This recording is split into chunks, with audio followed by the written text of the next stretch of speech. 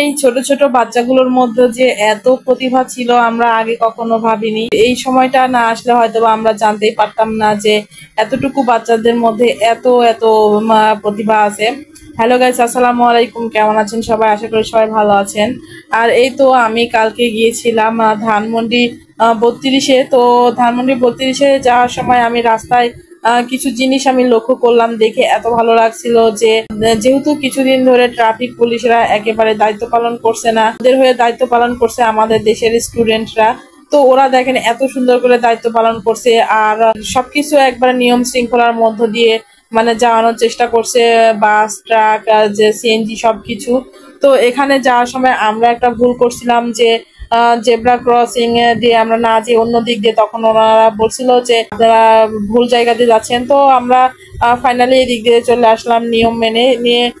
আমরা তারপরে রাস্তা পার হলাম। রাস্তা পার হওয়ার সময়ও দেখছিলাম যে সবাই এত এত কষ্ট করছে। এই ট্রাফিকে পুলিশের দায়িত্ব পালন করা কিন্তু খুব সহজ না, এটা অনেক কঠিন বিষয়।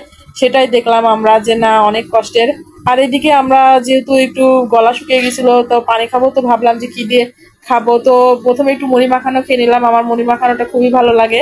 তো মুড়ি মাখানো খাওয়া শেষ না হতেই বৃষ্টি চলে আসছে। তো বৃষ্টির পানি গায়ে পড়ছিল, আমরা ভিজেই যাচ্ছিলাম প্রায়।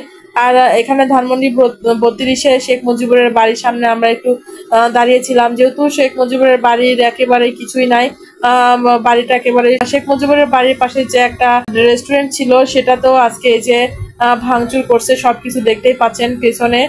তো এখানে ধোঁয়া এখনো পর্যন্ত উঠছে, সবকিছু দেখতেই পাচ্ছেন আপনারা। তো আমরা কিছুক্ষণ এগুলো দেখলাম, আর এত বৃষ্টি হচ্ছিল, তো কোনো কিছুর নিচে দাঁড়িয়ে থাকার মতো কিছু ছিল না, যেহেতু ধানমন্ডি 32-এ অনেক বড় বড় গাছ আছে এখানে। তো আমরা গাছের নিচে দাঁড়িয়েছিলাম, আর গাছের নিচে থেকে দাঁড়িয়ে থেকে এই যে এই ছেলেগুলোকে একটু ভিডিও করছিলাম যে দেখেন বৃষ্টি আসছে, ওরা কোনো রকম গাছের নিচে দৌড় দিয়ে আসছেও না, একেবারে বৃষ্টির মধ্যে ভিজতেই আছে ওরা।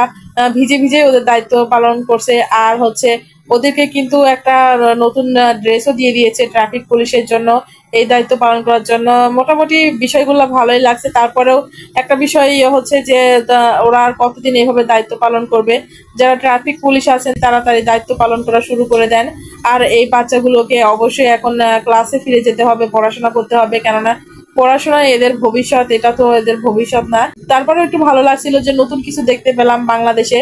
আর এই তো দেখতেই পাচ্ছেন বৃষ্টি ভেজা ঢাকার রাস্তা। আর এটা হচ্ছে ধানমন্ডি।